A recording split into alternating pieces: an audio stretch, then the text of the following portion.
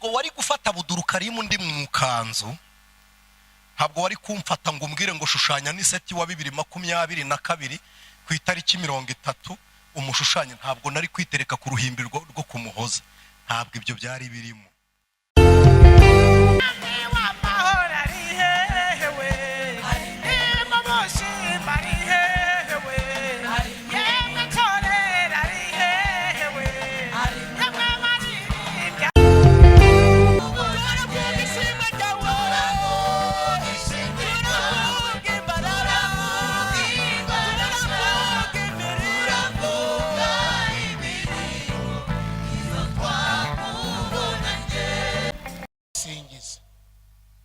Iryo jambo nuri kurura haravamo ibintu byinshi, urasangamo ibintu byinshi. Mushumba mwanyemerera mukigira hino mukakira iri teraniro tugakomeza n'izindi gahunda.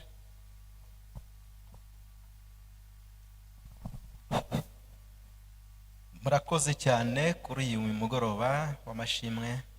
Tudatinze nk'uko umuyobozi wa gahunda ashaka ko byihuta kandi koko nibyo, ndagira ngo twihute twakirane dusabe Chor Ingabire muhaguruke mudusuhuze. Chor Ingabire 1 2 3. Amen. Murakoze cyane, turabakiye mu izina rya Yesu. Chor Ingabire niyo yateguye ibitaramo kuva ejo n'uyu munsi kugeza ejo umugoroba ubanziriza bonane. Bo rero kufatanye n'itorero, Imana ibaha umugisha kandi twizera ko muri bitaramo ibintu bizagenda neza, tugashima Imana kuko Imana yo kuko niyo ikwiriye gushimwa. Uretse rero Chor Ingabire dufite na korali abategereje. Reka tubasabe mwa babyeyi mwe muhaguruke mudusuhuze. Karibu.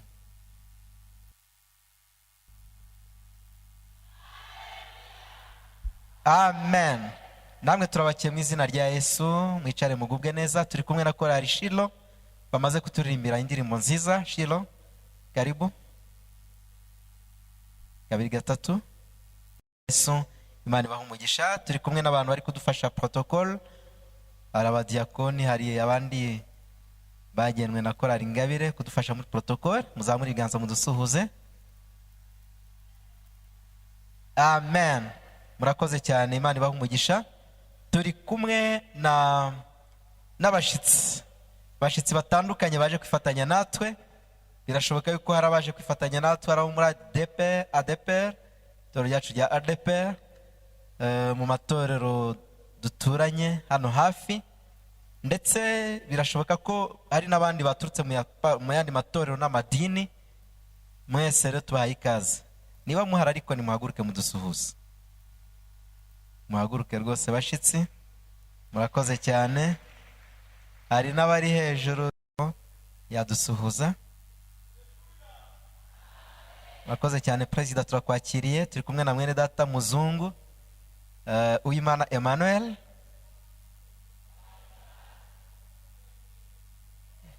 Murakoze cyane.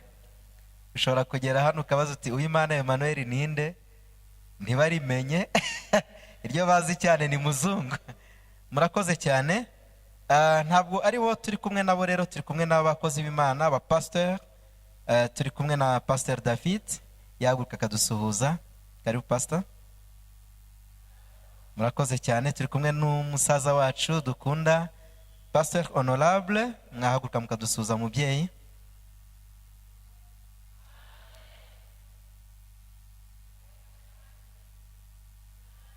Murakoze cyane, turabakiye mu izina rya Yesu.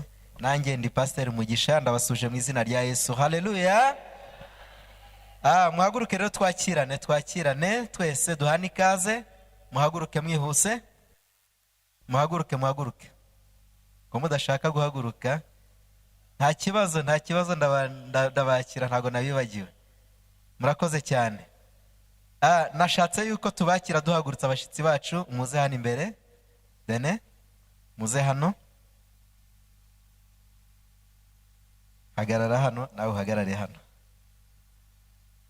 Murakoze cyane. Reka rero batwibwire hanyuma tubakire, kandi koko twarabasengeye, navuganye nabo, twaravuganye, umushumba twaravuganye, birazwi rero baje baje itorero ribyemera, ntimugire ikibazo. Ndagira ngo rero tubahe akanya badusuhuze, tubakire tunezerewe, duhereye kuri mwene data. Karibu. Haleluya, haleluya. Amahoro ya Kristo Yesu abe muri mwe. Nitwa Aniseti niyo mugabo, nteranira hitwa i Remera mu rurembo rw'umujyi wa Kigali. Hanyuma ndi kumwe na mwene data niwe wambwirije ubutumwa bwiza, na baratwibwira amazina, ariko hagati aho ndi umupapa, mfite madamu n'abana. Yesu aduhana umugisha. Murakoze cyane. Abantu benshi bagize ngo ni umujene ariko ni umupapa. Yirinze kuvuga umubare w'abana ariko ni umupapa, akaba afite umudamu n'abana. Karibu. Yesu ashimwe. Haleluya. Amena. Nejejwe n'Imana kuba muri kino gitaramo cyo gushima Imana. Imana ishimwe. Nitwa Bizimana Marcel. Ndi umugabo ndubatse, mfite madamu umwe n'abana 4. Hanyuma ndi umukristo muri umurimo w'Imana muri Adper, paruwasi ya Remera. Tugize umugisha wo kuba muri kino gitaramo. Imana ishimwe. Hanyuma Aniseti navuga ko ari inshuti yanjye, ariko mvuze ko ari inshuti yanjye birenze ibyo naba nihenze. Ibindi umwami Imana duhana umugisha mu izina rya Yesu. Murakoze cyane. Marcel afite abana 4, hanyuma Aniseti afite abana 3, kugira ngo mudakomeza kwibaza byinshi. Murakoze cyane rero, turabakiye mu izina ryande Yesu Kristo. Imana ibahe umugisha hamwe natwe. Murakoze cyane, tubahaye ikaze ku Muhoza. Ndabara 1 2 3, akaza neza bene data. Imana ibahe umugisha hamwe natwe, turabishimiye kandi turabakunda. Amen. Ngaho muhoberane rero kandi mugubwe neza mu nzu y'Imana kuri uyu mugoroba. Ahasigaye igitaramo rero nababwira iki, igitaramo kabisa. Imana iduhana ibihe byiza twese, Ingabire, abategereje, Shilo, abakristo twese muri rusange, tugira ibihe byiza kuri uyu mugoroba, ari mu ijambo ry'Imana no mu ndirimbo ndetse no mu buhamya no gushima Imana. Murakoze cyane, tugubwe neza twese kuri uyu mugoroba. Imana ibahe umugisha mu izina rya Yesu. Amen. Mushumba wacu arakoze kutwakirira abashitsi. Ubu noneho turataramye. Abari kumwe nanjye bagire gutya. Turataramye foro. Ubu turataramye, urumva tugiye gushima Imana. Buriya hari byinshi Imana iba yarakoreye ubwoko bwayo, sibyo? Hari byinshi Imana, hari aho Imana iba yaradukuye kugira tugere ahangaha, ni ugushima Imana. Hari impfu nyinshi Imana yadutarukije, nabyo no kuyishimira iki? Imana. Nababwiye ngo buri wese atangira kurure, buri wese akurure, ariko abategereje bigira hino. Ndabaha iminota 10 muyijere uko mushaka. Jeannette niyegire hino. Jeannette yegera hino, abategereje baza. Mujye murareka dushima Imana. Mujye mureka tuvuge ubwiza bw'Imana. Kuko iyo uvuze ubwiza bw'Imana nayo ahiri iravuga ngo reka manuke mbane n'ubwoko bwanyu. Ategereje mubanguke. Jeannette igira hino ngo hiyimiko. Niba Imana yangabije imikoro, nanjye ndagira abo nyigabiza. Mushumba nanjye ndayibagabiza. Iri joro ni ijoro ryo gushima Imana. Uyu mama rero dusigaye tumwita ngo ni umwana wabonye se. Muri Chor Ingabire ni umwana wabonye se. Agiye kuvuga Imana rero mu minota mike. Yivuge nzaguha undi mwanya, ariko bwira aba bantu, bwira abana b'Imana ukuboko kw'Imana. Haleluya. Uzikurinda Mana, ndamana we, warinze njyewe, urinda papa. Oh, uzikurinda Mana we, oh, uzikurinda Mana we, warinze twebwe, uturindira amaboko, uturindira amaguru. Mana ntacyo utakoze, we uzikurinda. Haleluya. Amen. Imana izikurinda. Maze imyaka 28 ntazi inkomoko yanjye, ntazi ngo ndiki, ariko Imana yarandinze. mu myaka 28 nari maze natambukaga abantu bakavuga bati dore kakana semajeri yatoraguye. Hanyuma bamwe bakambwira ngo mbese bakwita uruwandi, nanjye nkavuga ngo nduwa semajeri. Bati siko tuzi umwana we weho ni mu buhe buryo dusobanurira. Nkavuga nti ngende imfura ye yo mu mwuka. Bati he imfura ye yo mu mwuka si abantu babyarira abana mu mwuka ibyo bibaho. Nkavuga ariko mana ibi byo bizarangira gute? Buri ukunde bukunicaraga mu rusengero naziranaga n'umuntu wavugaga ibitangaza by'Imana, ko navuga nti Mana ko ndi kumva ushoboye iby'abandi byanje byakunanije. Hanyuma rero muri urwo rugendo abana banje kuko bagendaga bumva bati dore wa mwana semajeri yatoraguye. Hanyuma abana banje umunsi umwe baranyicaza barambaza umukura barata ukurikira umukura barabajije ati sima uturukaye. Ndaceceka ndavuga se ubundi ndavuga ngo nturukaye. Hari igihe ubesha abana rero bo bakivumburira ukuri. Ukurikiyeho baravuze ati ariko mana mwebwe murarinda mwabaza mama ngo aturuka he? Buri Imana mubumbabumbuye hejuru imujugunya ku isi, ubwo se wavuga ngo aturukaye? Hanyuma umukuru akabarambaje ati sima none papa wawe ninde? Nkavuga se ubundi avuga ngo ninde? Ngaceceka nkavuga nterega papa ntimumuzi si ni data ni semajeri. Bati ma wijya utubesha papa wawe none gute ko twumva bamwakura papa Doro, none kuki weho ari weho mukuru kuki batakura ngo papa Jeanette? Mam wijya uturi manganya tubwiza ukuri.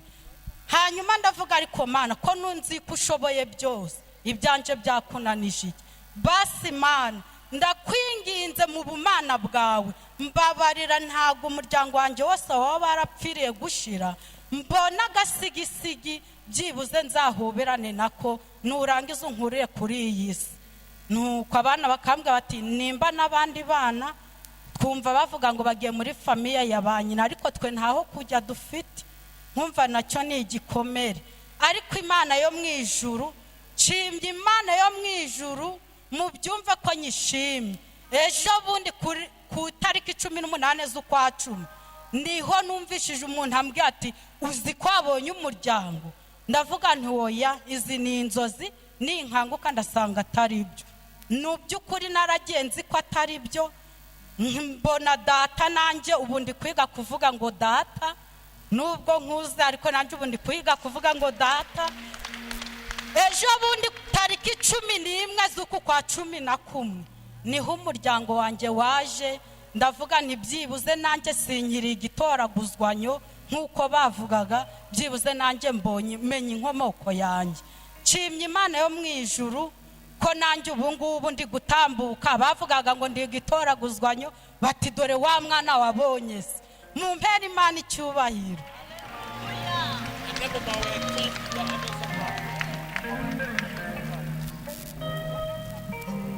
Haleluya. Muri kumva ari kuvuga papa cyane nuko mama we yagiye afite amezi 9 atamuzi, none uyu munsi afite umuryango. Haleluya. Ariko muri kumva Imana itazi kurinda. Uzi kurinda mana we, urinda mana, uzi kurinda, warinze Jeanette.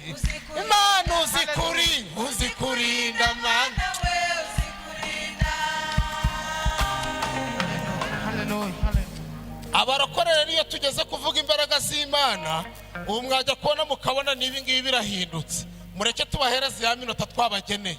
Hari n'abandi nyuma basabye gushima Imana, nabo turagenda tubahereza bavuga imbaraga z'Imana. Iminota 10 nimuyirenza ni kwa kundi. Ingabire iminota 10 ariko nyuma y'ijambo ry'Imana namwe murabyumva. Uwo mwami yitwa igitangaza, yitwa umuziranenge, Emmanuel, Imana iri kumwe natwe. Ari hehe mwami w'amahoro? Ari hehe? Ari mu murimo. Ari hehe? Ari mu igitangaza. Ari hehe? Ari mu mutima.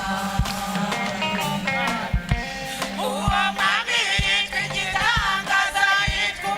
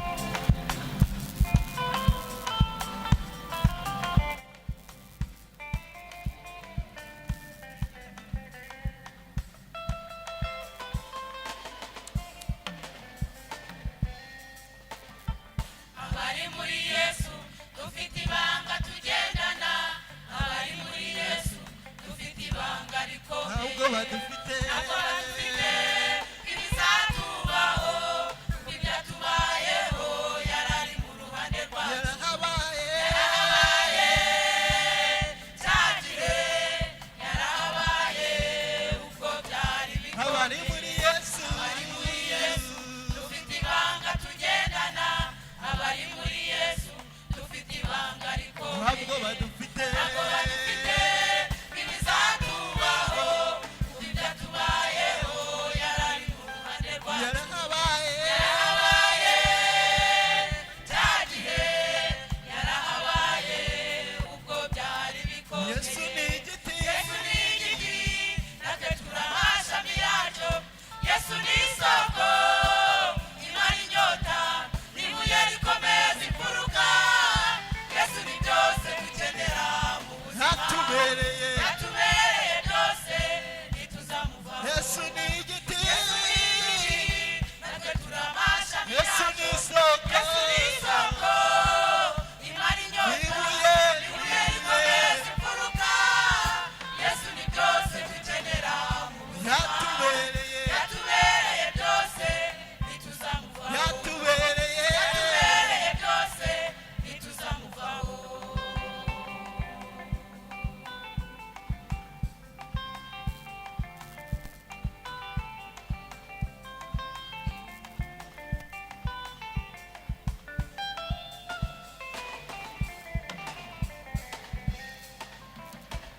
Twiyemeje kumukurikira, twiyemeje kumukorera, twamaze tukamukurikira, ntawamudukura, twamaze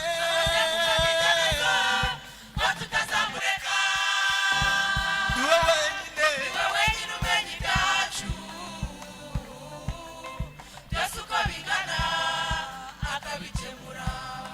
Twiyemeje kumukurikira, twiyemeje twiyemeje kumukorera, twamaze ntawamudukura, twamaze ko tutazamureka.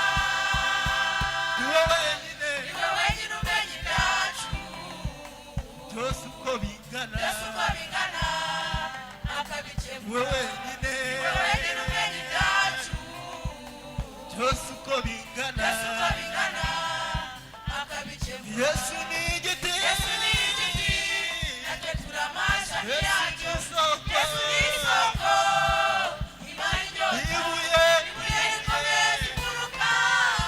Yesu ni byose dukenera mu buzima. yatubereye Yatubereye byose, ntituzamuvaho. yatubereye Yatubereye byose, ntituzamuvaho. Yesu ni igiti Yesu ni igiti, natwe turi amashami Yesu yacyo. ni isoko Yesu ni isoko imara inyota, ibuye rikomeza imfuruka. Yesu ni byose dukenera mu buzima. Yatubereye byose, ntituzamuvaho.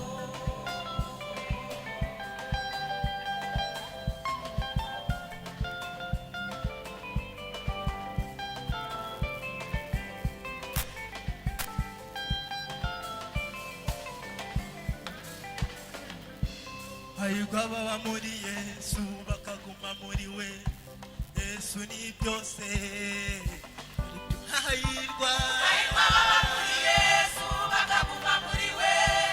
Yesu ni byose, muri byose. hahirwa muri Yesu bakaguma muri we Yesu ni byose muri byose Hahirwa ababa muri Yesu bakaguma muri we. Yesu ni byose, muri byose. ko wakunze gukiranuka bikiza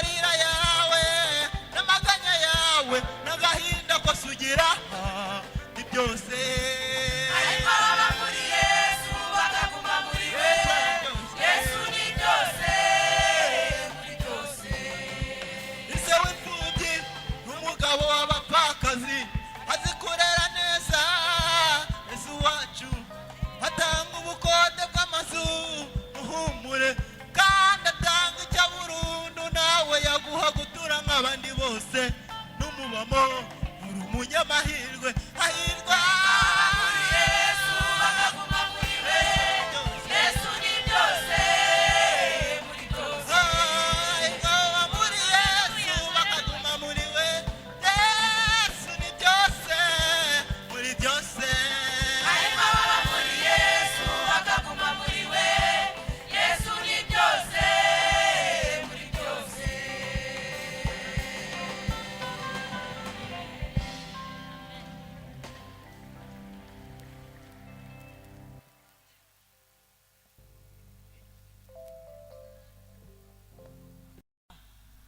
Haleluya.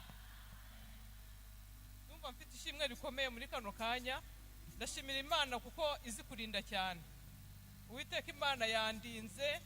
Mwumvise impanuka yabaye bavuze mu maradiyo uyu munsi yabereye i Bugande. Iyo mpanuka yari kumpitana. Nari maze iminsi ndi Kampala. Nimugoroba nagiye gukatisha kugira ngo ntahe nzinaha. Hanyuma mbwira umuntu uwo nari nasuye ngo ndashaka kugenda na volcano. Arambwira ngo volcano ntago nzi aho ziparika, ntago nzi gare yazo. Arambwira ngo reka dukatishe imodoka y'Ubugande izigera za Kisoro yitwa Bisimikani. Turagenda tujya kuyikatisha, hanyuma amasaha ageze imodoka irahaguruka, turagenda turi gusohoka umujyi wa Kampala, iyo modoka idupfiraho.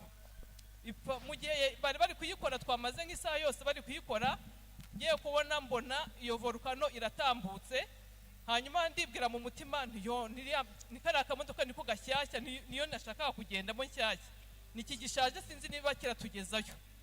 Hanyuma tugeze mu nzira mu masaha 10 tugiye kubona dusanga ya modoka imaze gukora impanuka, dusanga bari kuvanamo abantu, bari kuvanamo imirambo. Muri radio bavuze ngo abantu 6 bahise bapfa, ariko genda nabonaga abantu benshi bapfuye bameze nk'abapfuye, abandi bavunaguritse. Imana irandira muri ubwo buryo. Ariko hagati aho ngaho ngiye guhaguruka, nari maze icyumweru ngiye gufata urugendo, nabanje gusenga Imana, navuze nti reka mbanze mbaza Imana iby'uru rugendo. Uwiteka Imana arambwira ngo nzagendana nawe mu rugendo, nzabana nawe, ngo kandi ngo nkurinze impanuka, ngo ariko ngo uzabona ibitambo. Imana yacu ishimwe kuko ari Imana ivuga kandi ari Imana irindi ikomeye. Ibitambo nabibonye, murumva ko iyo nyigendamo, iyo uwo muntu ambwira ko aza aho ziparika akajya kunkatishiriza muri iyo modoka, nanjye muri kuririmba ngo aheza ni mu ijuru, cyangwa nanavunaguritse cyangwa mbese byabaye ukundi. Icyo kintu cyanteye gushima Imana cyane kuko ari Imana itureberera mu by'ukuri, kugira ngo umuntu avuga ati sinza, hanyuma tugasanga byagenze gutyo, abantu bose benshi bapfuye. Imana yacu ishimwe, namwe mu mpera Imana icyubahiro. Waguha mikrofone hari byinshi wavuga, kandi namwe ndayibaha. Imana yayingabije namwe ni mukanya.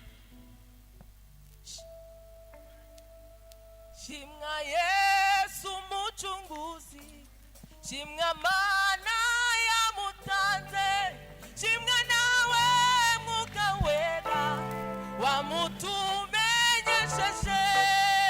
Shimwa Yesu muchunguzi, shimwa Mana yamutanze, shimwa nawe Mwuka Wera wamutumenyesheje. Shimwa Yesu muchunguzi, shimwa Mana yamutanze,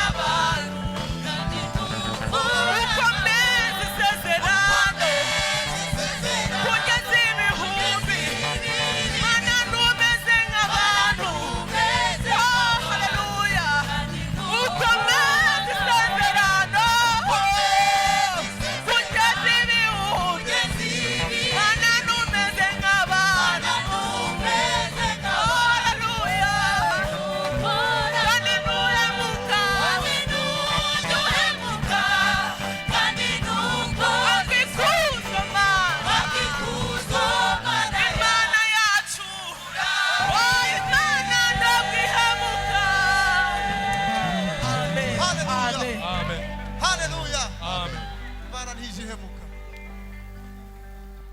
Amen. Hallelujah. Amen. Yes.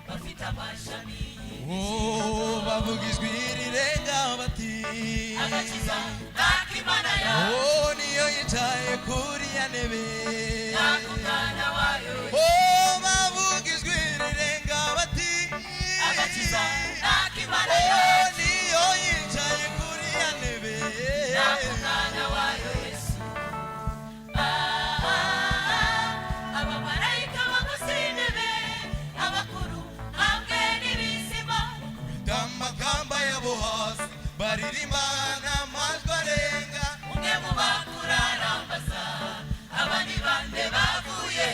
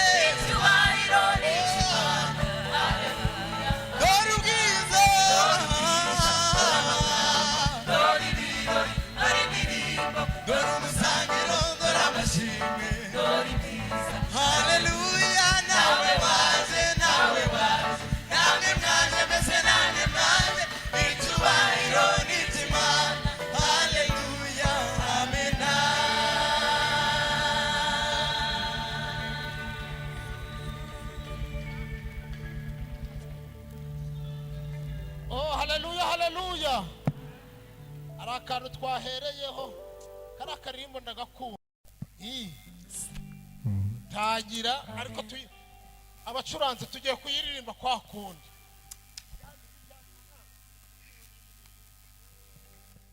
tugiye kuririmba nk'abari mu cyumba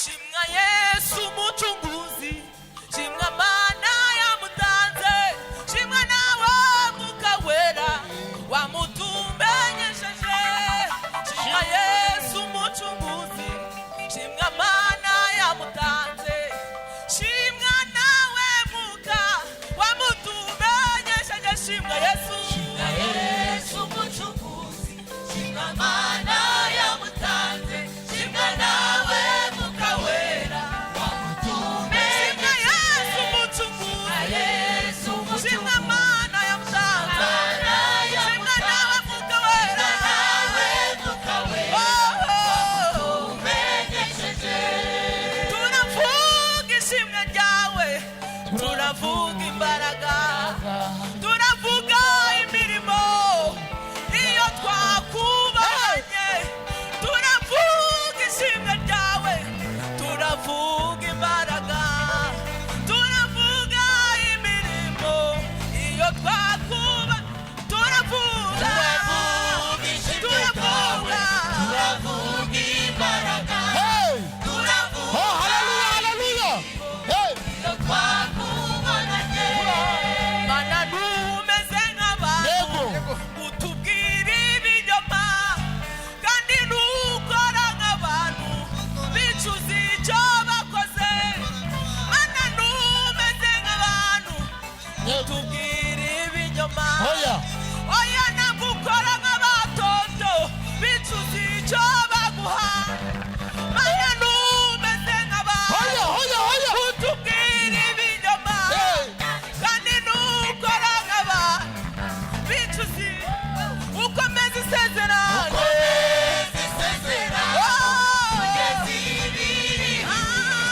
mana numeze nk'abantu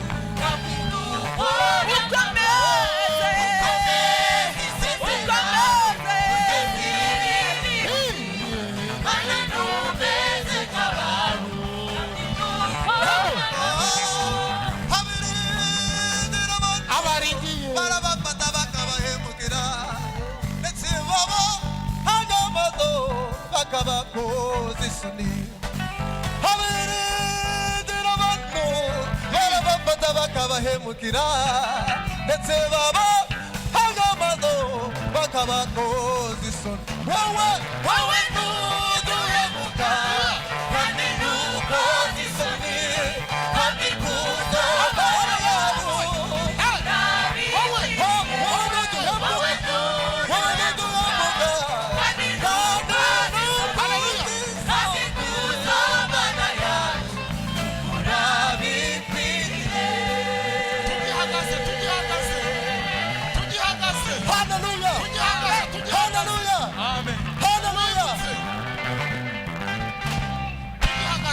sawa sawa buri wese umaze kwibuka isezerano Imana yarinze muri we umaze kwibuka Imana yamuvanye nakomera Imana amashi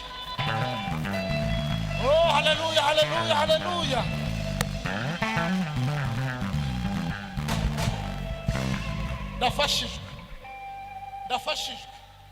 ndafashijwe oh haleluya reka twumve ijambo ry'Imana ariko ndafashijwe ngo Imana igira irindi sezerano iyi rindi sezerano irinda n'uwo yarivuzeho reka twumve ijambo ry'Imana ariko ndafashijwe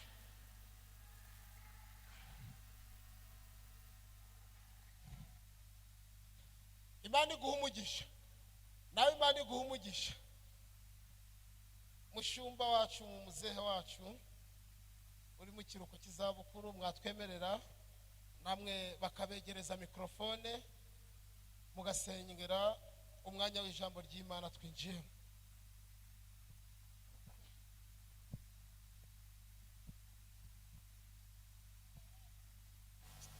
Yesu ashimwe Yesu nashimwe.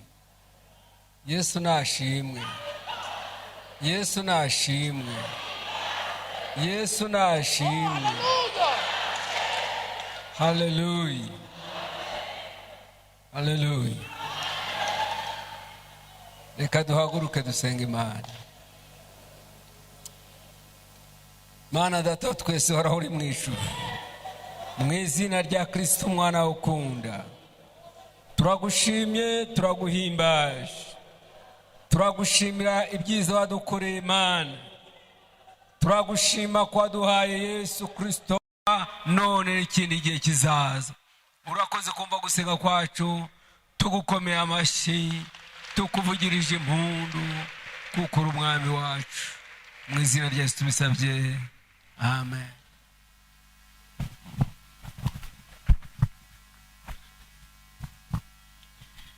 Yesu ashimwe kandi Yesu Kristo ahabwa icyubahiro. Reka mbasabe tubumbure Bibiliya zacu dusome. Ndabizi uyu ni umunsi wa kabiri w'igiterane cyacu.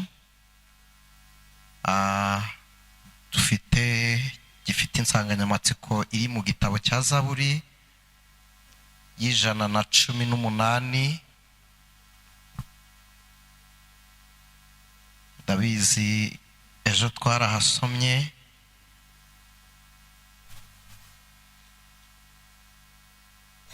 Reka nze kubigomba dusome Zaburi y'107, hanyuma turaza gusoreza kuri iyi y'118.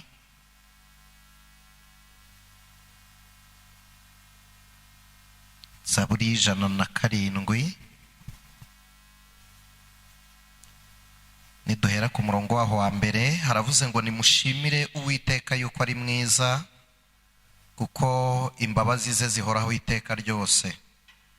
Bacunguwe n'Uwiteka bavuge batyo, abo yacunguye akabakura mu kuboko k'umwanzi, akabatarurukanya abakura mu gihugu aho izuba rirasira naho rirengera, ikasikasi no ku nyanja. Bazerereye mu butayu mu nzira itagira abantu, ntibabona umudugudu wo kubamo. Bicwa n'inzara n'inyota, imitima yabo igwa isari, maze batakira Uwiteka bari mu byago, abakiza imibabaro yabo. 7 haravuze ngo abashorerera mu nzira igororotse, kugira ngo bagere mu mudugudu wo kubamo. Abo bashimire Uwiteka kugira neza kwe n'imirimo itangaza yakoreye abantu. Amen. Akire neza iri jambo rya Kristo Yesu. Zaburi y'118, reka tuze guhera ku murongo wa 17. Haravuze ngo sinzapfa ahubwo nzarama, rekerereza abantu imirimo Uwiteka yakoze. Uwiteka yampannye igihano cyane, ariko ntiyampaye urupfu. Munyugururire amarembo yo gukiranuka, ndinjiramo nshima Uwiteka. Iryo ni ryo rembo ry'Uwiteka, abakiranutsi nibo bazaricamo. Ndagushimira kuko wanshubije, ukampindukira agakiza. Ibuye abubatsi banze niryo ryahindutse irikomeza imfuruka. Ibyo byavuye ku Uwiteka kandi ni ibitangaza mu maso yacu. Uyu niwo munsi Uwiteka yaremye, turawushimiramo, turawunezererwamo. Uwiteka turakwinginze, udukize. Uwiteka turakwinginze, uduhe kugubwa neza. Hahirwa uje mu izina ry'Uwiteka, tubasabiriye umugisha mu nzu y'Uwiteka. 27 haravuze ngo Uwiteka ni Imana y'imbaraga, ituvushiriza umucyo. Muboheshe igitambo imigozi, mukijyane ku mahembe y'igicaniro. 28 haravuze ngo niwe Mana yanjye y'imbaraga nzagushima, niwe Mana yanjye nzagusingiza. Nimushimire Uwiteka yuko ari mwiza, kuko imbabazi ze zihoraho iteka ryose. Amen. Mwakire neza iri jambo ry'Imana. Abantu baje namaze kwivuga, amazina nitwa Niyomugabo Aniseti, sengera kuri paruwasi ya Remera n'ururembo rw'umujyi wa Kigali.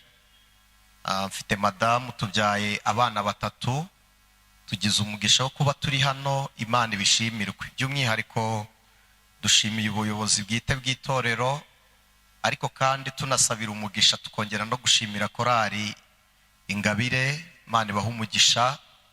Nibwira ko twari duherukanye turi mu Gasarenda, aciyemo iminsi, ariko kandi twongeye kubana na korali Urukundo ahitwa i Masaka.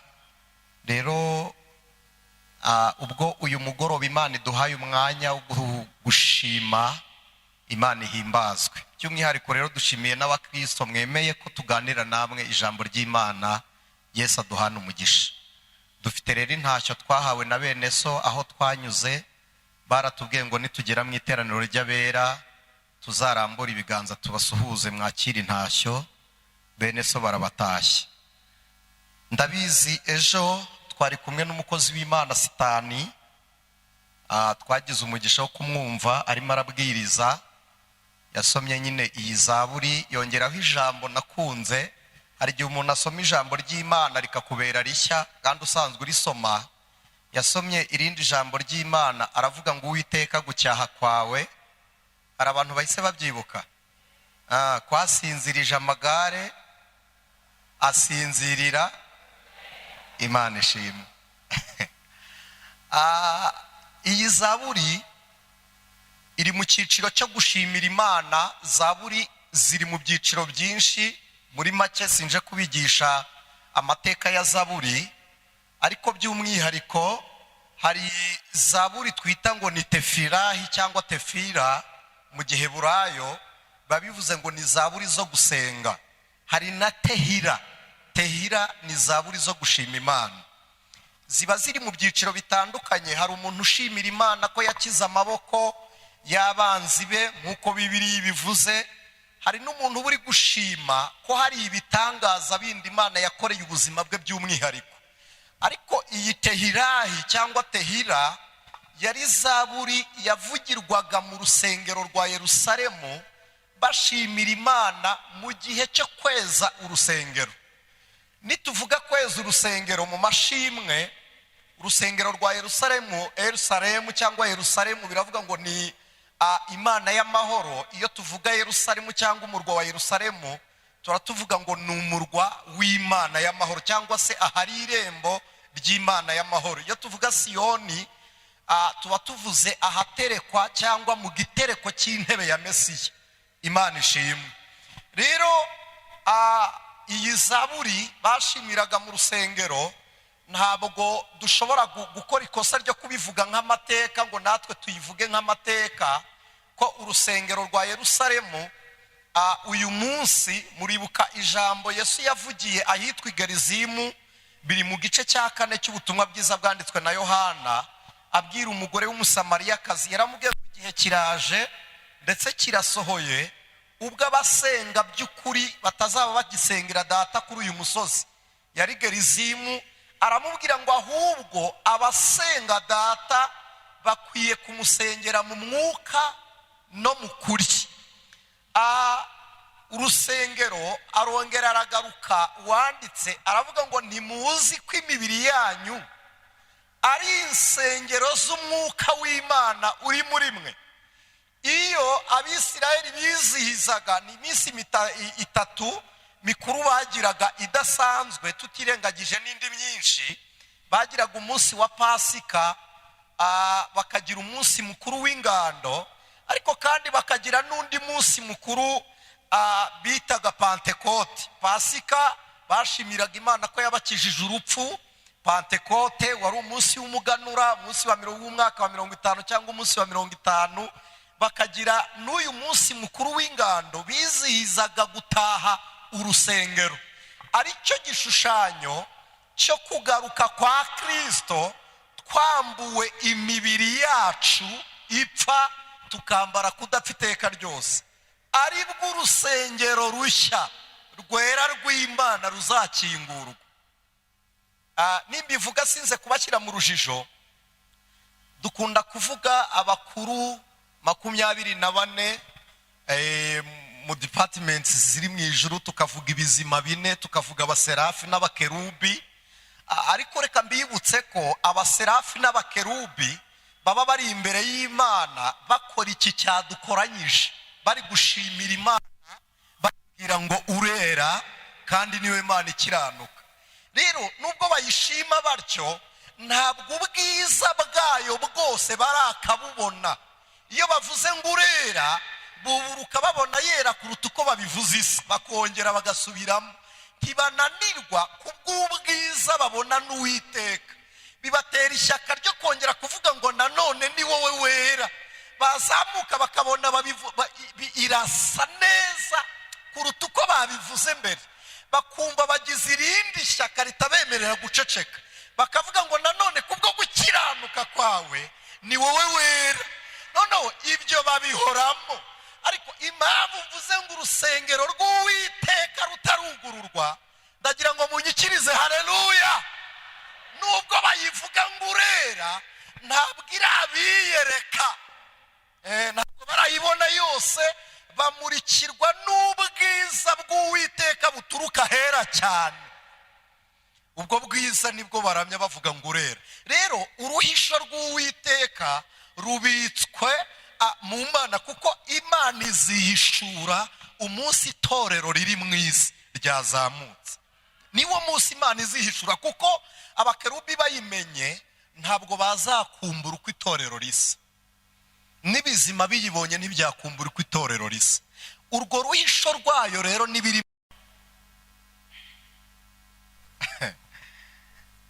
ariko Imana ibikorera abantu babiri. Ibikorera umuntu ukiranuka n'umunyabyaha itegereje ko yizera akava mu bibi. Iyo bitari ibyo uburindirijwe igihano cy'iteka, kuko ibitangaza byose Imana yakoreye muri Isiraheli, Prito muri Egiputa, ntabwo byari byo kwemeza Abisiraheli. Oya, byakorewe Abisiraheli ariko ngo byemeza Abanyegiputa. Farawo atabyumvishe, atabyemeye, Imana iravuga ngo ubwo yinangiye cyane nanjye ndaza munangire.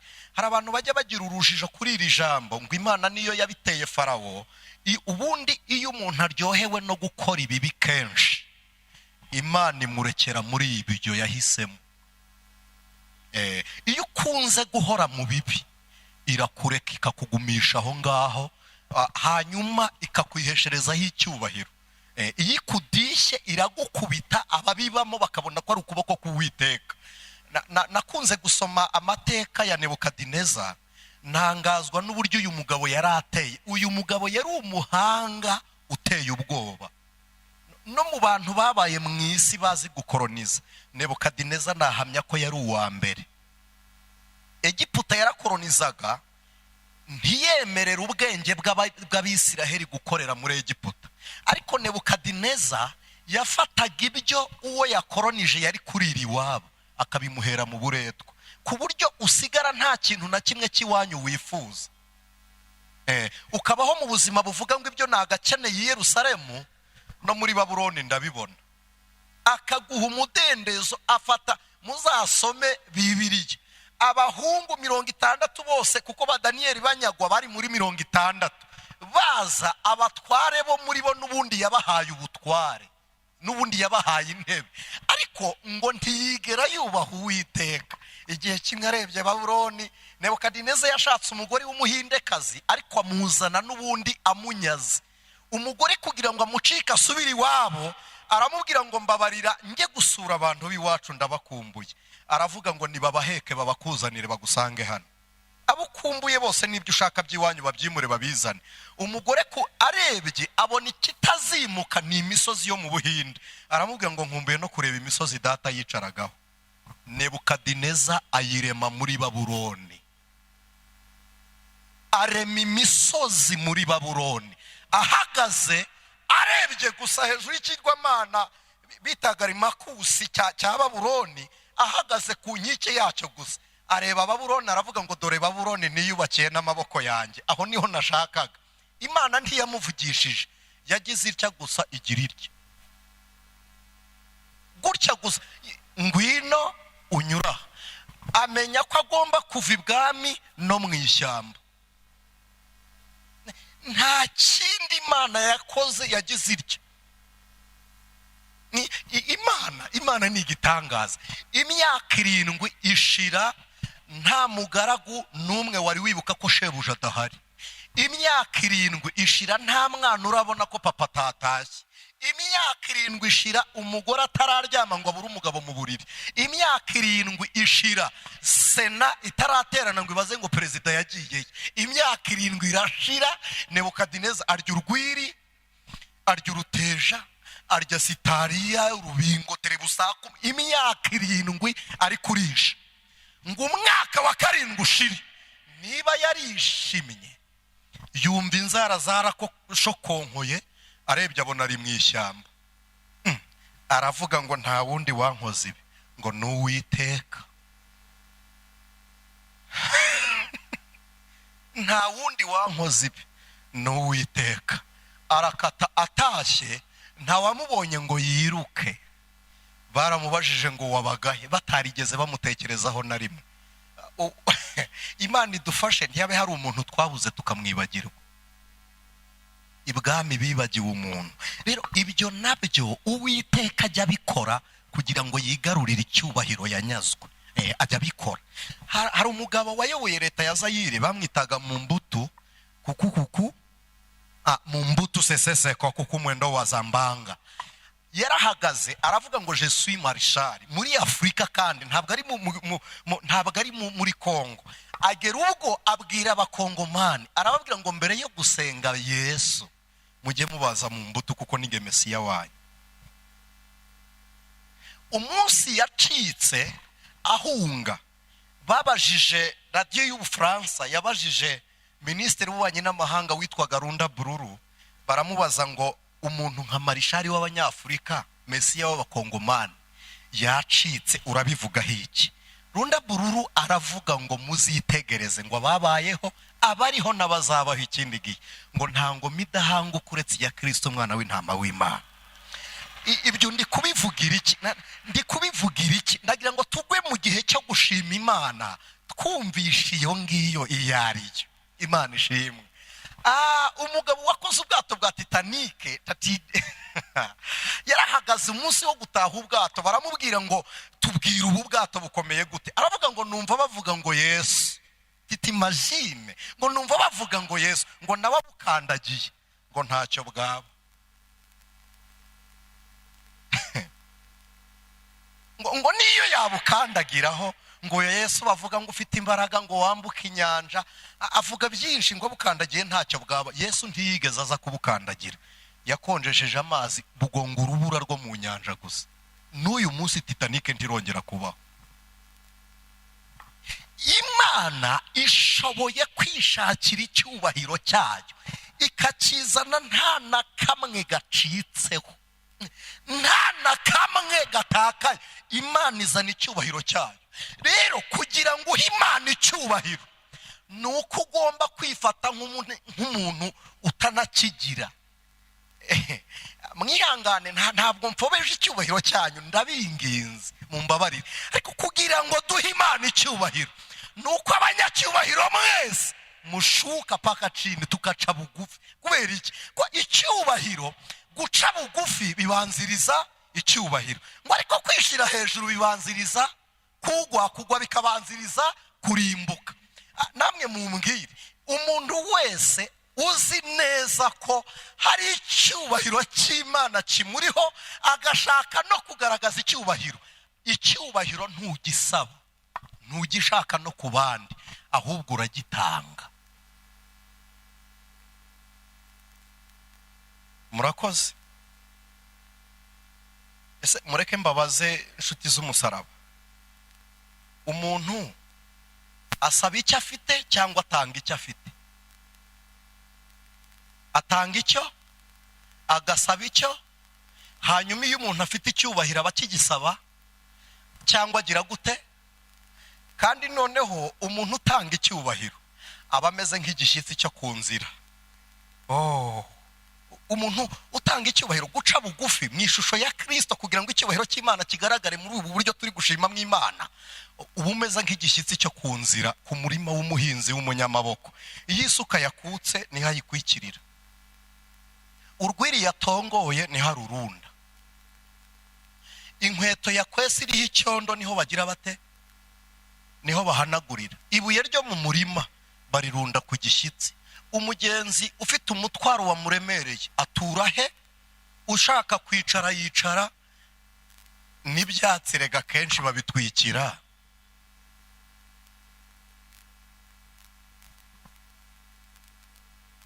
Iyo bitabaye ibyo ushimisha Imana amagambo ariko imirimo yo gukiranuka ikabura.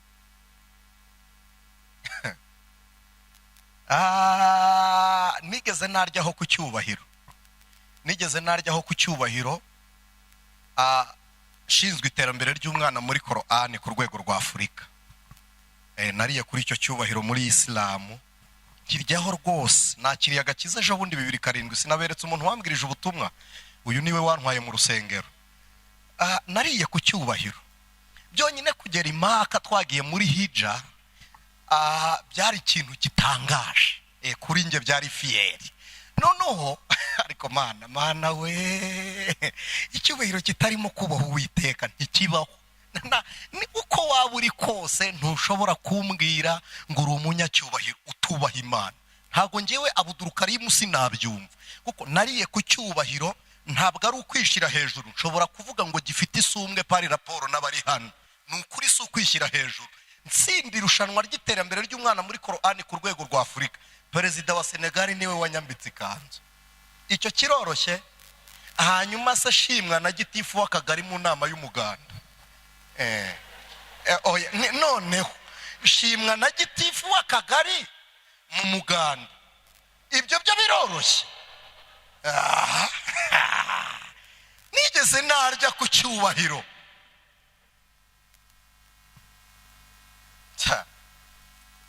Nigeze nakwiga kugira amafaranga ntagira icyifuzo. Nagiraga amafaranga atagira imishinga. Nabonaga yinjira kujya imaka, baratuyoreraga bakarundaho n'ibindi bagakubitaho. Ariko kugira ngo twubahishe Uwiteka dutegekwa kugira ibyo dusiga. Noneho ibyo dusiga rero, first of all, icyubahiro. Niyo mpamvu muzareba Imana ihamagara umuntu nka Pawulo, ikamuhamagara akemezwa aryamye hasi. Iyo Imana ivugana na Pawulo ari hejuru ku ifarasi, ntabwo yari kubaha abasuzuguritse. Yarakubise jito, Pawulo yisanga hasi. Muzasome Bibiliya, Yesu yamwibwiye ari uko Pawulo amubajije. Yaramubwiye ngo urinde mwami nkagukorera. Yabwiwe n'iki ko ari umwami? Kuva yabaho yari atarabona undi munyamaboko umukubita ngo agwe hasi. Ariko yisanze hasi yaravuze ngo bisi ibiganza bya rubanda. Ari ahantu umuntu yisanga yabitekereza neza, agasanga si rubanda, agasanga ni ukuboko k'umwami kumujiduye. Kandi Imana ijya ibikora. Hari imigeri muri Taekwondo bita Jiwuriyocagi. Najyaga nkunda no gukina imigeri cyane, narabikundaga. Ni umugeri umuntu agukubita ukikaraga nka gatandatu ukagwa imbere y'umuntu ugukubise. Imana nayo yikudishye niko ibigenza, ntiyemera kugukubita ngo igute muri rubanda, igukubita ikuzana, igakubita yiyegereza, kubita izana hano. Imana ishimwe, mu bumana bwayo irabishobora. Mu bumana bwayo ijya ibishobora. Hari igihe ihamagara umuntu ikavuga uti ngwino unkorere, gatavuga uti never, narize mfite diplome. Umugabo akigira atya. Ari abantu rero bazi kwishingikiriza ku mashuri, akayahagarara akavuga uti nkurikije uwo ndiwe hari ibintu ntajyamo. Imana ihita ihamagara uraho wowe wifuza kuba waba ukayishi. Bibiliya iyo ibivuga ntabwo ibidevelopa ngo tubone nibura ubusobanuro burambuye, ariko mbega Imana yo gushimirwa.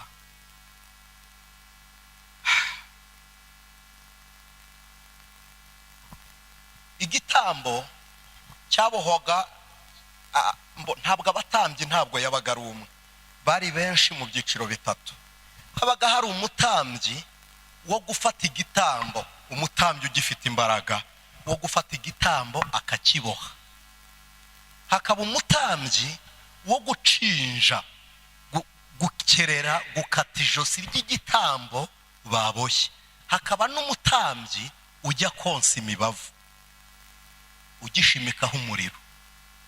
Iyo umutambyi yafataga igitambo akagikubita hasi akakiboha, immediately akimara kugikubita hasi yahitaga agibwaho n'urubanza rw'igitambo akubise hasi.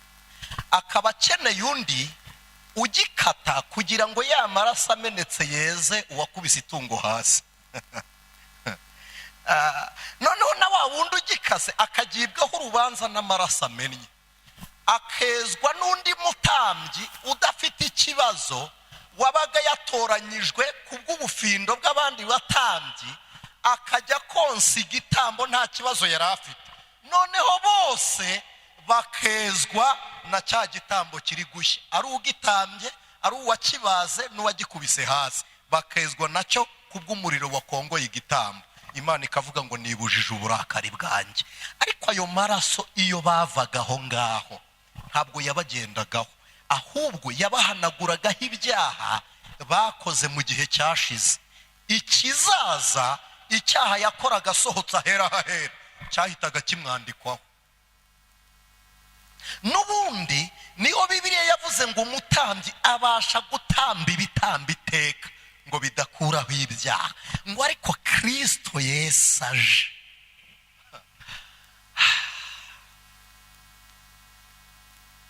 Wenda hari ndageraho turi buze kubyumva twese, ariko mureke mbabwire aka kantu. Njyewe nabaye Palestina, hari umusigiti wa Al-Aqsa, niho Salomo yari yarubatse inzu y'Uwiteka. Deja ni ku mupaka wa Isiraheli na Palestina, aho Bibiliya yita mu Bafilisitiya. Nakunze kureba amateka, narayasomye, nayabayemo, narayize, nayagenzemo, ariko hari ikintu njya nibuka natekereza nkabona imbabazi z'Uwiteka ziratangaje. Nimushima Imana Chor Ingabire, muze kongeraho ko n'abanyamahanga twemewe. Ibi byo guhagarara hano ku ruhimbi ntitwari tubyemerewe. Tujya tuvuga ngo igitambo twari kugikura he, sicyo twari dukennye. Niyo tukibona ntitwari kubona umutambyi wo kugitamba, niyo tubona umutambyi ntitwari kubona Imana tugitambira, niyo tubona n'Imana nta gicaniro cyayo twari dufite. Nararebye mbona Salomo yubaka urusengero rw'Uwiteka, yahashyize amarembo 12. Muri aya marembo 12 urusengero ararwitarura, igicaniro agishyira hanze, igicaniro cy'i Yerusalemu agishyira hanze. Kubera iki? N'abanyamahanga bari mu gihugu bajyagayo kwaka impongano y'ibyaha byabo. Noneho ni iki cyatumye basohora igicaniro hanze? Ngo ni ukugira ngo umunyamahanga adakandagira mu rusengero rw'Imana y'Abisiraheli.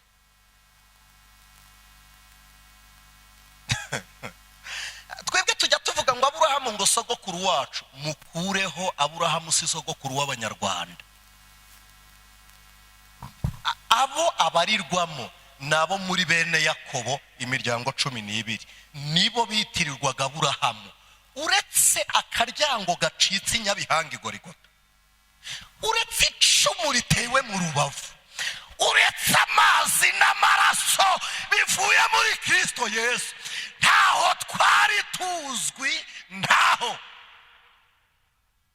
Ibi ngibi umuntu azangwa abagore n'abana ntibabarwaga bongo, uretse n'abana n'abagore n'umugabo utari umwisiraheli ntiyabarwaga, nawe ntiyabarwaga, ntiyemerwaga. Amazina yacu muri Bibiliya mbere ya Kristo twitwaga umusenyi, tukitwa imbwa, tukitwa abagaragu, ariko Mana nyaguhora ku ngoma. Oh, ariko Mana we, muri uyu mwaka dusoza tugushimiye imirimo y'amaboko yawe, waradutabaye, ariko twibutse na Gorigota. Haleluya.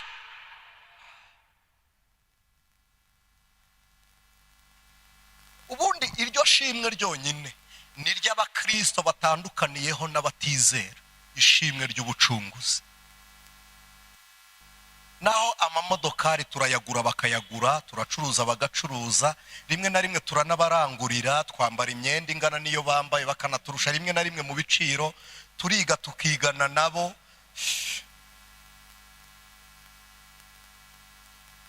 Jewe nasoje kwiga ejo bundi, nigaga online, nari ndi gukora nuze masters kuri astronomy. Uwanyigishaga kuri online ni umuntu utemera ko Imana ibaho. Nize missiology muri Israel kandi nyigishwa n'umuyuda utari umukirisitu. Barayitwigisha akatubwira uti mission nyine ikora gutyo, bagashingira ku mateka. Ibyo byonyine bashingiraga kuri ayo mateka, tukagendera kuri ibyo. Abantu muzabaze wagiye muri Israel nyomozi, utwara abantu ubwato bambutse inyanja ya Tiberiya, amara gutsika ubwato akigira inyuma akinywera itabi. Ishimwe turusha abandi ni iry'ubucunguzi. Ni iry'ubucunguzi. Iryo shimwe turirusha abandi ni ishimwe ry'umwihariko. Ngo duhabwa kwinjira ahaminjiriwe amaraso avuga ibyiza kuruta ay'Abeli. Amaraso yamenetse yankuyeho urubanza, narabohowe ndaririmba kuko nzi yuko nababari. Ayo maraso niyo yatumye Abudurukarimu ahagaze ku ruhimbi rwo kumuhoza ari kuvuga imbabazi za Kristo. Ni amaraso ya Yesu. Mwebwe ntago mubyumva, kuba mu iteraniro ritarimo umuntu n'umwe wabatijwe mu mwuka, ukaba mu iteraniro ritajya ryegera imeza y'umwami, ntago mwabyumva. Kuba mu iteraniro ritarimo umuntu n'umwe uvuga ururimi rw'umwuka wera, ntago mubyumva. Kandi twarasengaga kandi kurusha uko abarokore basenga. Isilamu twagiraga amasengesho. Iyo twabaga turi muri Salatini mwezi Ramadani, twagiraga amasengesho yitwa ibihagararo by'ijoro. Twarayasengaga we, twarayasengaga we. Imirimo twakoraga se, ubu uyu mwaka ukurangiye bafite icyitwa Swadak Tumujariya, bagiye gutanga icyitwa deja, barafata icyitwa Zaka, ni 4 bya 10, mu gihe twe dusabwa kimwe, bo batanga 4. Hanyuma bakora ikindi bita Swadaka Tumujariya, ni igikorwa bita ituro ritibagirana. Ibyo barabikoraga, ariko nta kimenyetso cy'amaraso ya Yesu.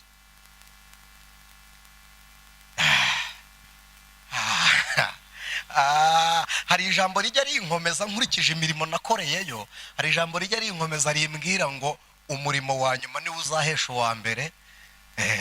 Imana ishimwe. Iryo rijya rinkomeza. Rero reka dufatikanye dushima Imana nsoza. Bibiliya iravuze ngo Uwiteka niwe mbaraga zacu. Mutandukanye imbaraga n'ingufu. Ibyo mu bitandukanye. Ndagira ngo mbabwire ngo imbaraga zibyara ingufu, ariko ingufu ntizibyara imbaraga. Iyo fizike tuyikore dute? Abize fizike hari icyo twita force pesantere, sibyo ra?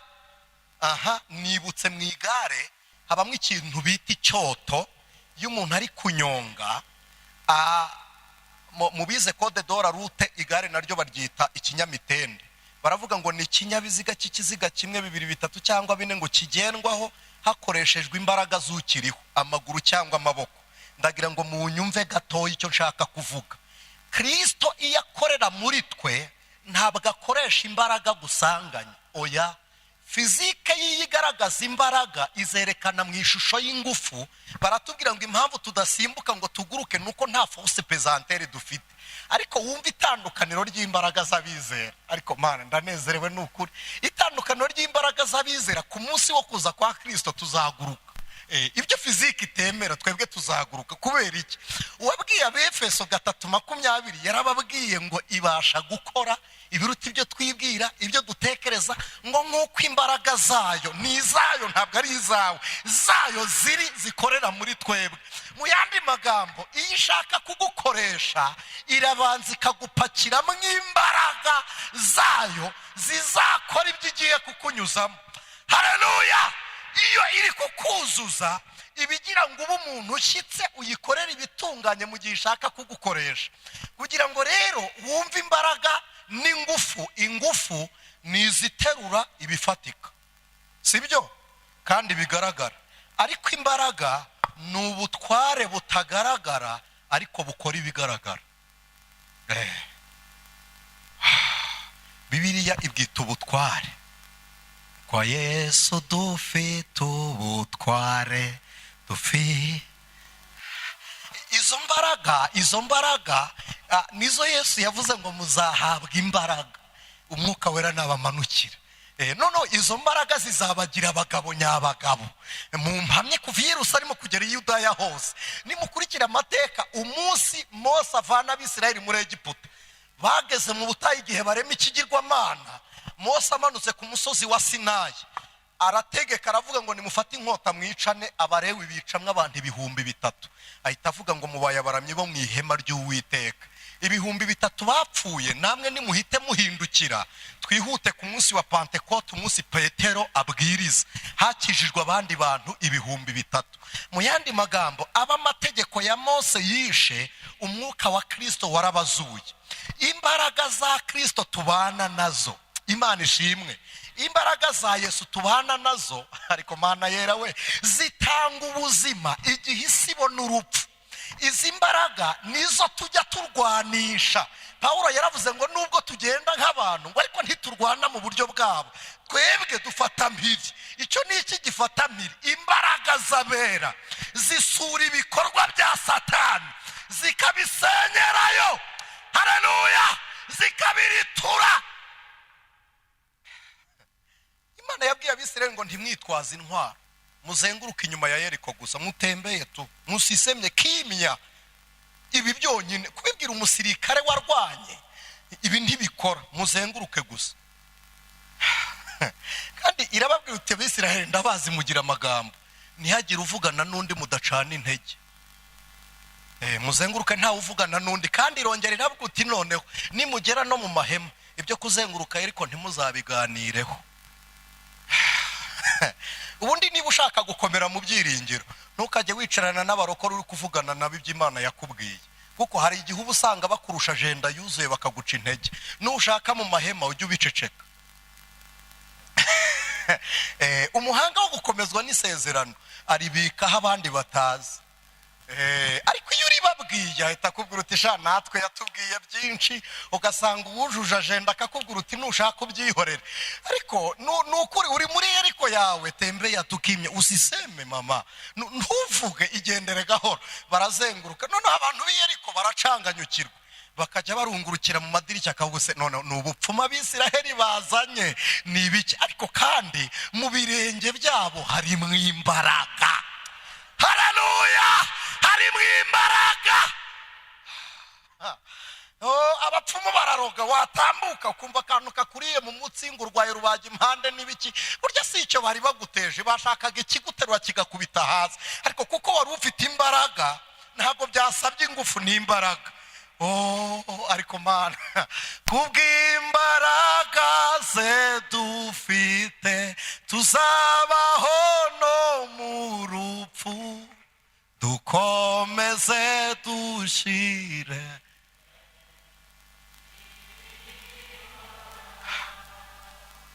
Imana ibaha umugisha.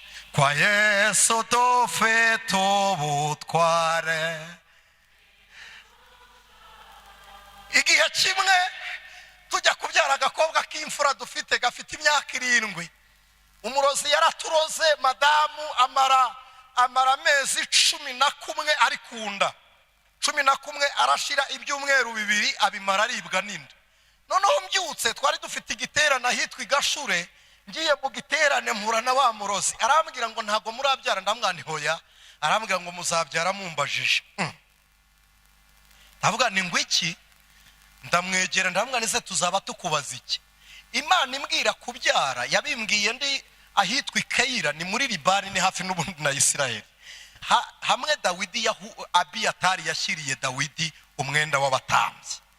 Twari duhari mu rugendo rusanzwe rundi, ariko turahasengera. Mpageze nibutsa amateka yaho, ndapfukama ndasenga. Imana inezerewe inyura mu mukobwa twari kumwe w'umunyetiyopiyakazi, arahanura arambwira ngo saba icyo ushaka.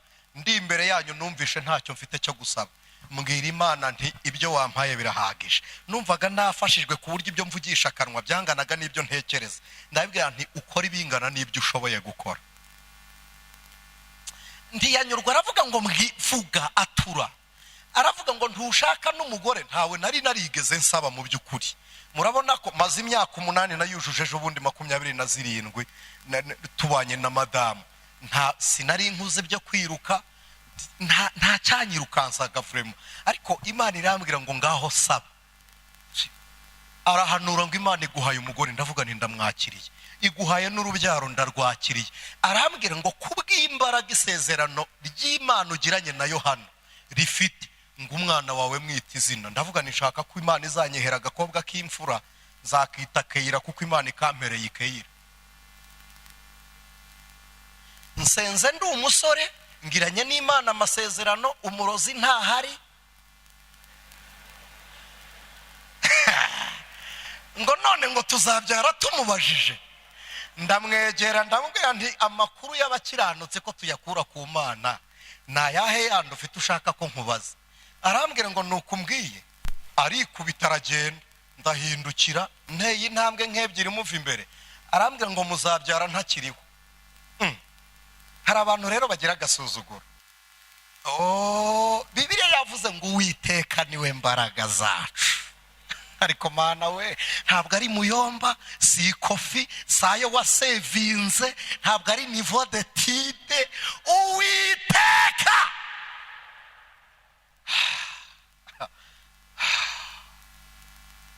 ariko waranguruye n'akanwa kawe ndakwinginze ukavuga ngo Uwiteka niwe mbaraga zanjye. Icyo ongera uvuge ngo Uwiteka niwe mbaraga zanjye. Haleluya! Uwiteka ntabwo ari umurage w'iwanyu, si mu mujyi utuye, si mwiberesha hoya. Uwiteka ariko ongera urangure uvuge ngo niwe mbaraga zanjye. Haleluya! Uwiteka niwe mbaraga zacu, niwe gakiza kabamwiringira. Uwiteka niwe mbaraga zacu. Urakoze Yesu, urakoze Yesu. Toli bori adona sainima lehosa enima dosansedra. Urakoze mwami, urakoze Yesu, urakoze mwami. Uwiteka niwe mbaraga zacu. Uwiteka niwe mbaraga zikiza, niwe mbaraga zitabara, niwe mbaraga zirera imfubyi zigakura, niwe mbaraga ziba mu rugo rw'umupfakazi. Uwiteka niwe mbaraga zacu.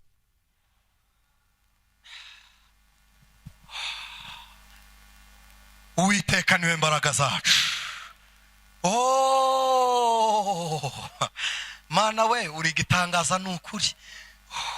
Ndamureba ndamwana uravuze ngo tuzabyara utagihari. Gahunda yo kutabyara yo nta yari ihari kuko nari naravuganye n'Imana. Ndamwana ubwo wenda gupfa kuko natwe tugiye kubyara.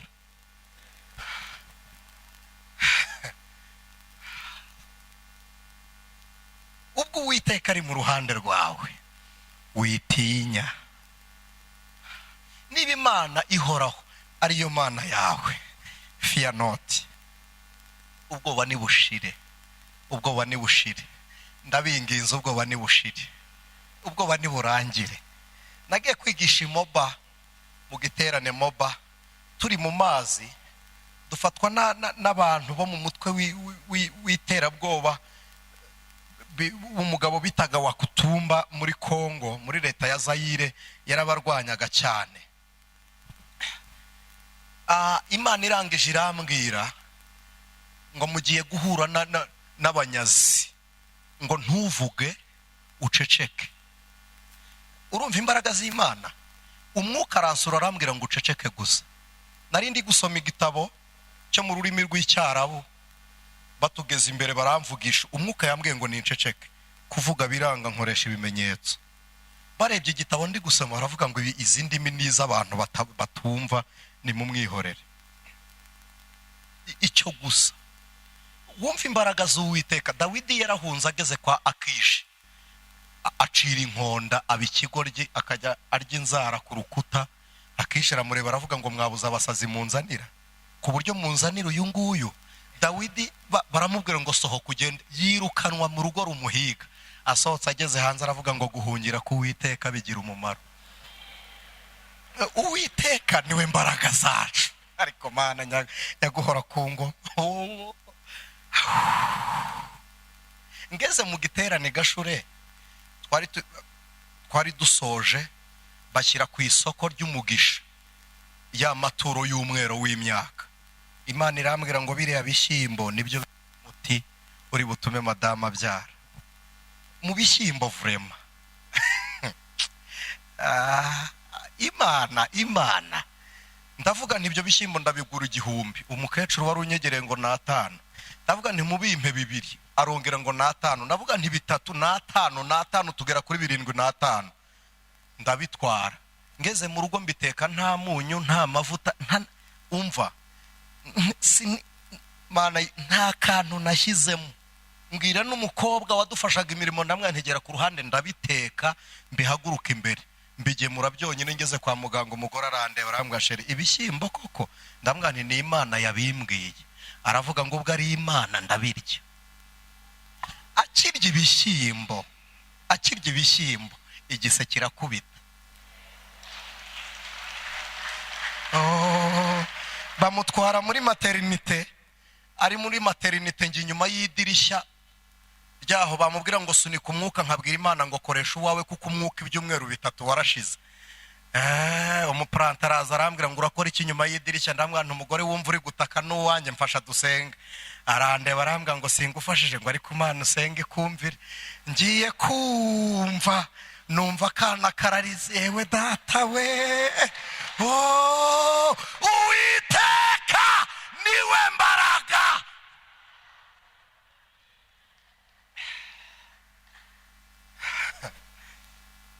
Uwiteka niwe mbaraga zacu.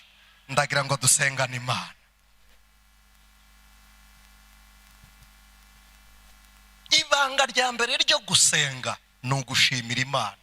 Nibanga ryo gutsinda ibigeragezo. Ibanga rya mbere ryo gutsinda ibigeragezo ni ugushaka impamvu y'Imana mu minsi yawe yo kugaragazwa. Iyo urebye mu kigeragezo ukabona igihe cyo gupfa, urataka n'Imana ukayita. Ariko iyo urebye ibyo wanyuzemo, iyo urebye ibigeragezo wanyuzemo. Nigeze najya kwigisha mu Gafunzo mu giterane, ngenda ndi ngenyine mu modokari, ngeze muri Nyungwe agahene gaturumbuka mu ishyamba. Karasimbutse imodokari nyirenza umusozi. Ndamanuka nyihamba mwepfo. Imodokari zanyuzeho nimugoroba ntizamenya ko ndimo, mu gitondo ntizamenya ko ndimo. Nimugoroba w'umunsi wundi wa kabiri abasirikare nibwo bansanze. Imodokari nta gufunguka, navuzaga mahonishwi yagira umuntu nyumva. Rero iyo ngeze imbere y'urupfu ndarubwira nti n'urwo muri Nyungwe nararutorotse. Rero fata ibyo warokotse ubizana ubishyira imbere y'ibikugezeho none.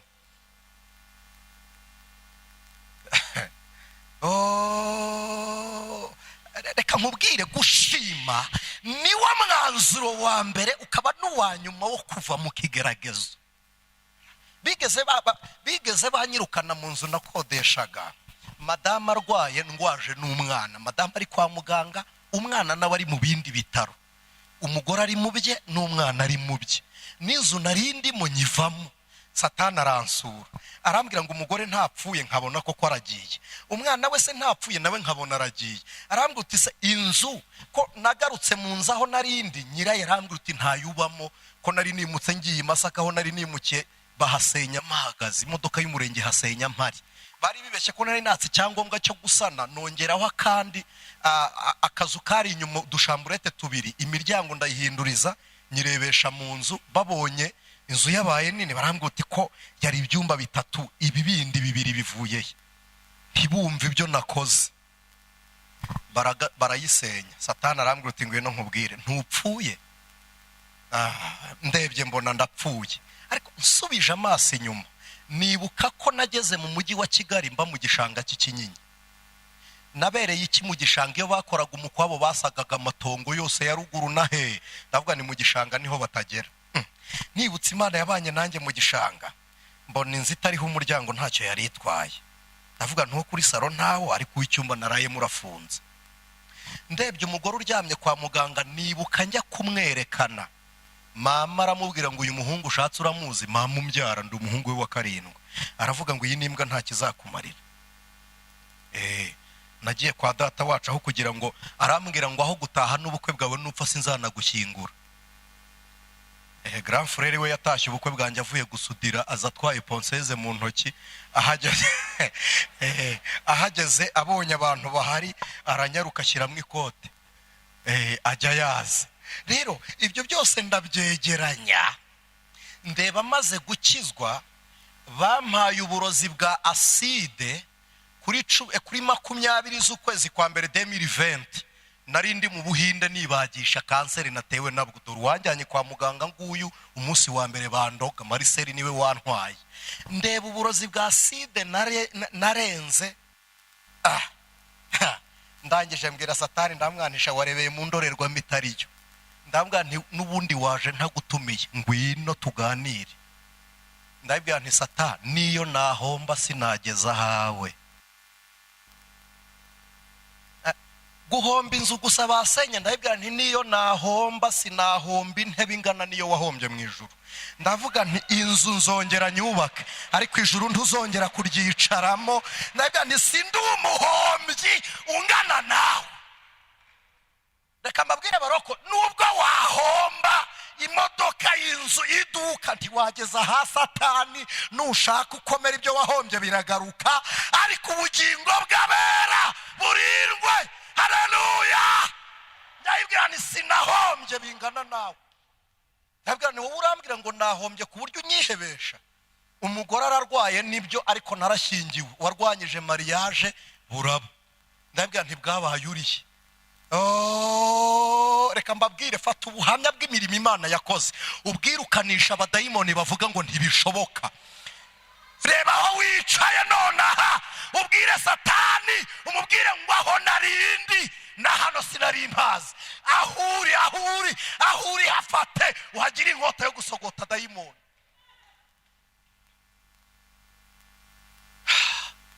Ntabwo wari gufata budurukarimu ndi mu kanzu, ntabwo wari kumfata ngo umbwire ngo shushanya n'iseti wa 2022 ku itariki 30 umushushanye. Ntabwo nari kwitereka ku ruhimbi rwo ku Muhoza, ntabwo ibyo byari birimo.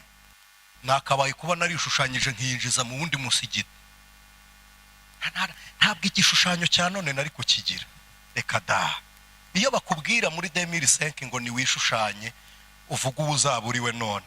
Ndahamya neza ko abantu benshi muri twebwe baba bari mu buzima bubabaje, ariko iyaguteruye ikakurenza ibitekerezo byawe, iyakuzamuye ikakurenza ibitekerezo byawe.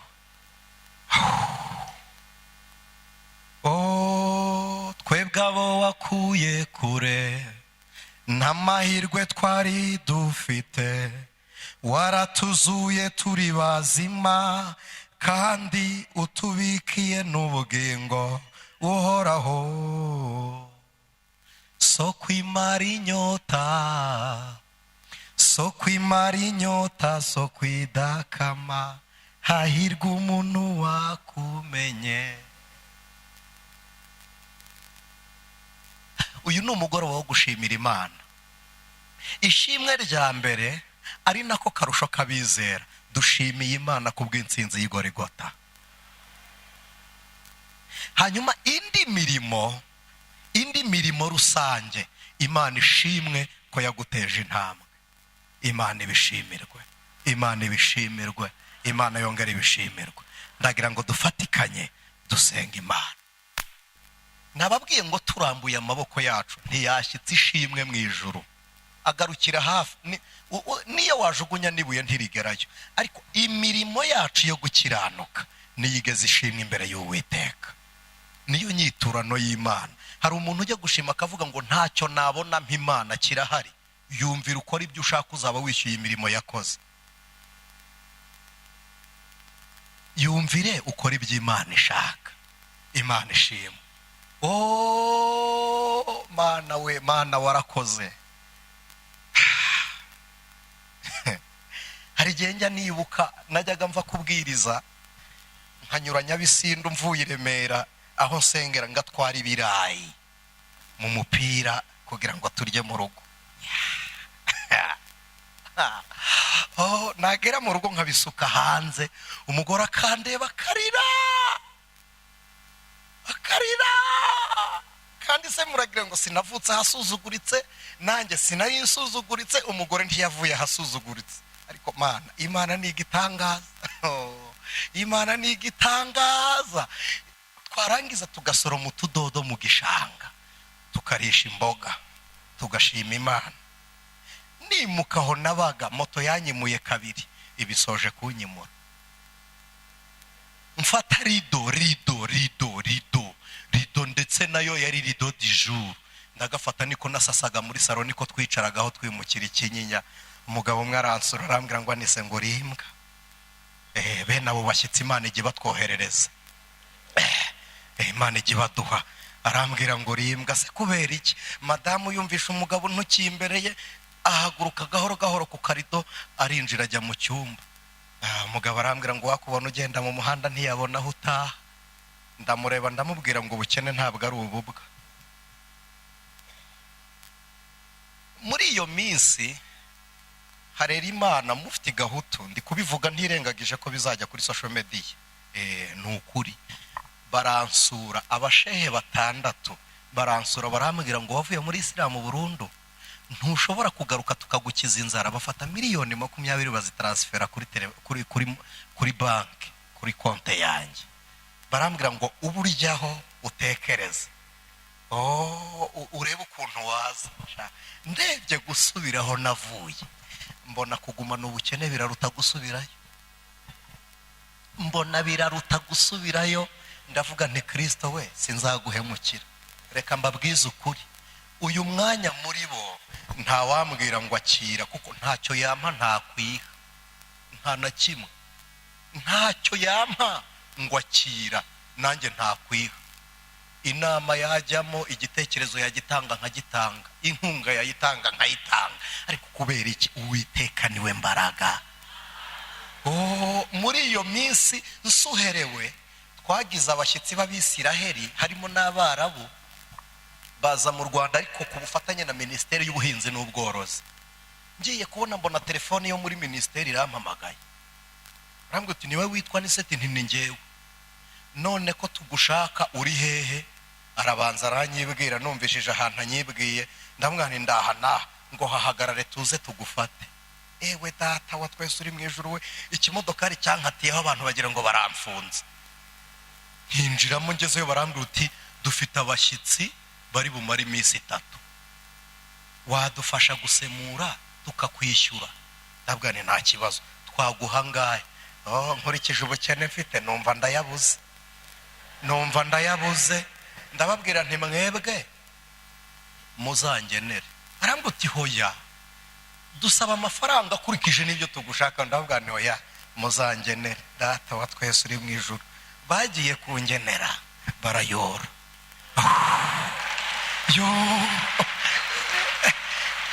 Uwiteka niwe mbaraga zacu.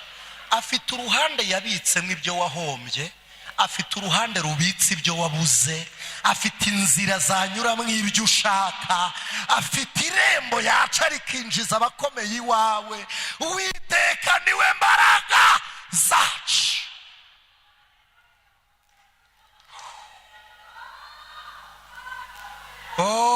Ibyari iminsi 3 bihinduka icyumweru n'iminsi 4. imodoka ya minisiteri kageze gaparika nkinjira nkajya mu kazi, yewe data we, nava mu kazi koroheje nkajya mu materaniro nkabwira Imana ni wowe ushyira hejuru wite, ni wowe nukuri Uwiteka, niwe mbaraga zacu. Dawidi yaravuze ngo nibutse imirimo y'amaboko yawe. Aravuga ngo nibutse imirimo y'amaboko yawe, nkuramburiye amaboko.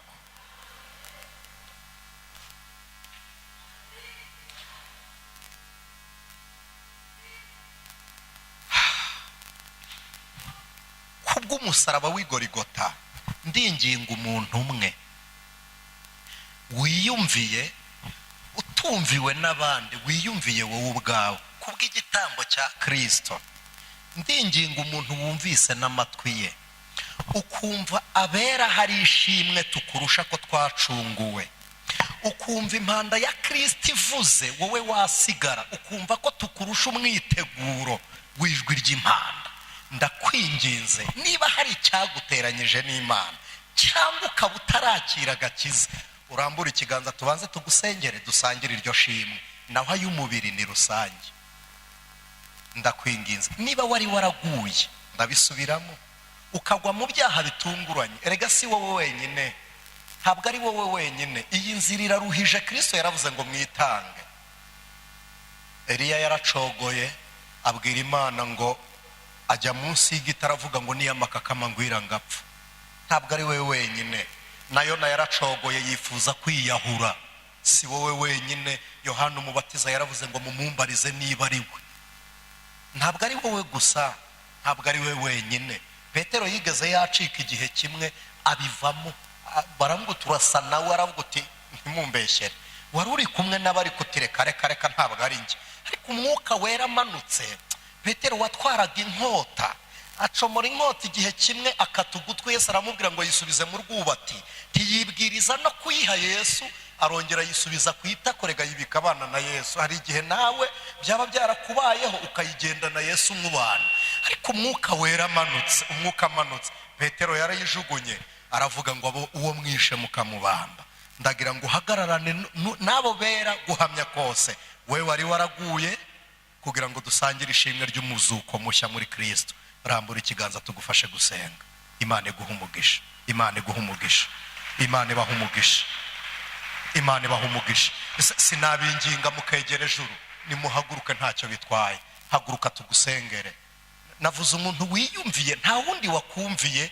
Hari n'igihe mwari no teraniro utumvise bisa n'iby'abandi, kuko Imana iri kuvuga ubugingo bwawe buganira nayo kuruta uko wakumvira mu bandi. Bashumba bacu, ntitwakinginga ababene data bakegera hino tukabasengera? Reka tubasabe mwegere hino, mwegere hino tubasengere. Nshuti z'umusaraba, mwegere hino, niyo mwakegera hano ntacyo, aha harahagije.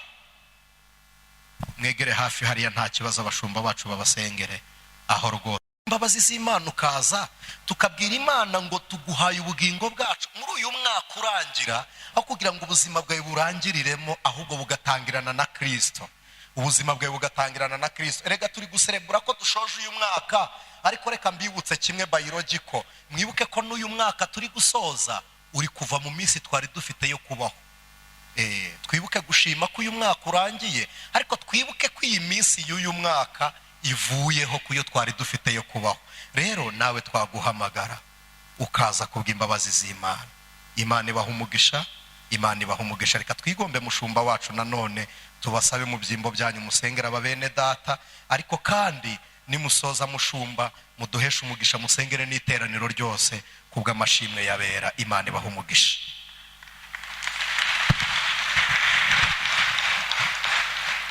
Rakoze, ndagira ngo twongere Imana amashyi n'impondo.